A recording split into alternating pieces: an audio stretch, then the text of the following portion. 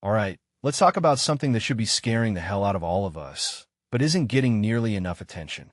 Imagine a virus that's killed nearly 1,600 people in less than a year, spreading so fast that the WHO is using words like exceptional pace of transmission. This isn't some doomsday movie plot. It's happening right now in the Democratic Republic of Congo with the Bundibugyo strain of Ebola. And here's the kicker. This outbreak is breaking all the grim records. Over 3,600 cases already. That's worse than the infamous 2018 to 2020 outbreak that felt like a war zone nightmare. But let's not just throw numbers around. This is about systemic failures, human behavior, and why we're still shockingly unprepared for crises that should unite us, not divide us. Now, I know what you're thinking. Ebola again? Didn't we fix this after 2014?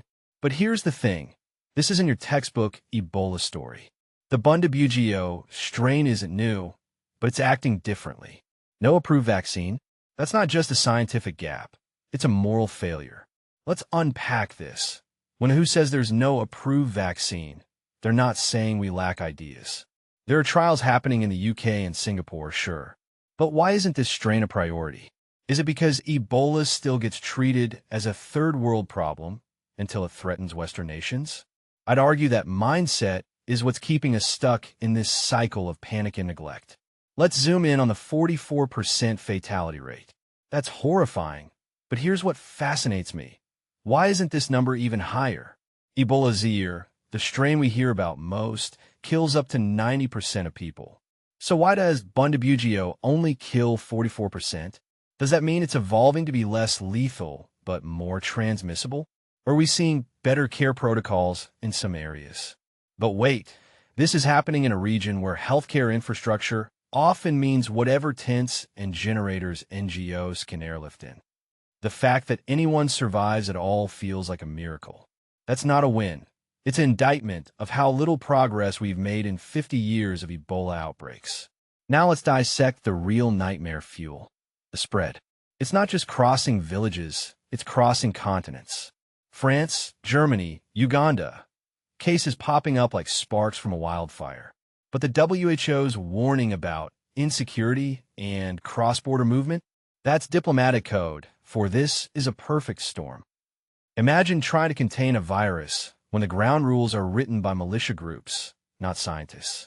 When healthcare workers get attacked as spies, when fleeing refugees carry the virus to new countries, and when misinformation travels faster than the disease itself. This isn't just a medical crisis. It's a symptom of a world that's more fractured than ever. Here's the part that keeps me up at night. The parallels to other global failures. Think about it. No vaccine, delayed responses, politicized aid. This exact pattern plays out in climate disasters, in famine, in pandemic after pandemic. We act surprised every time, but why?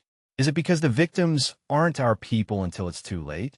Or because we'd rather throw money at biotech band-aids instead of fixing the broken systems underneath? The Bundibugyo outbreak isn't just about a virus. It's a mirror. And what it's showing us? We haven't learned jack from the last 50 years of crises. So where does this leave us?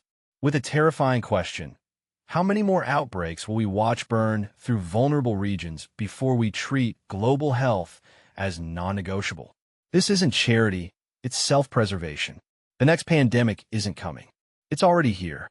It's just wearing the face of Bundibugyo, waiting to see if we'll finally take the hint.